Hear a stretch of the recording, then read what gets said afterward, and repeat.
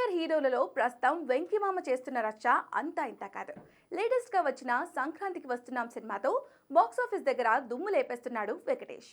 F2 తర్వాత ఏదో సినిమాలు చేస్తున్నాడంటే చేస్తున్నట్టుగా ఉన్న వెంకీ సంక్రాంతికి వస్తున్నాం సినిమాతో మాత్రం కెరీర్ బిగ్గెస్ట్ హిట్ కొట్టేశాడు. మూడో రోజుకే 100 కోట్ల గ్రాస్ మార్క్ ను టచ్ చేసిన ఈ సినిమా 100 కోట్ల షేర్ క్లబ్ లో కూడా అడుగుపెట్టింది. ఇప్పటి వరకు సీనియర్ హీరోలలో 100 కోట్ల షేర్ రాబట్టిన హీరోగా మెగాస్టార్ ఉన్నారు. ఇప్పుడు వెంకటేష్ ఈ లిస్టులో నిలిచారు.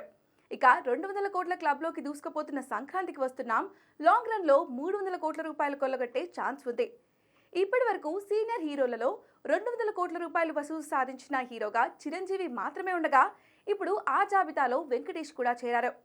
ఇక సంక్రాంతికి వస్తున్నాం సినిమా దూకుడు చూస్తే సీనియర్ హీరోలలో అత్యధిక వసూలు సాధించిన హీరోగా వెంకటేష్ నిలిచే అవకాశాలు ఉన్నాయి. అలాగే సంక్రాంతికి వచ్చిన సీనియర్ హీరోలలో అత్యధిక వసూలు సాధించిన హీరోగా కూడా వెంకటేష్ బాక్సాఫీస్ వద్ద సరికొత్త రికార్డును క్రియేట్ చేయబోతున్నాడు.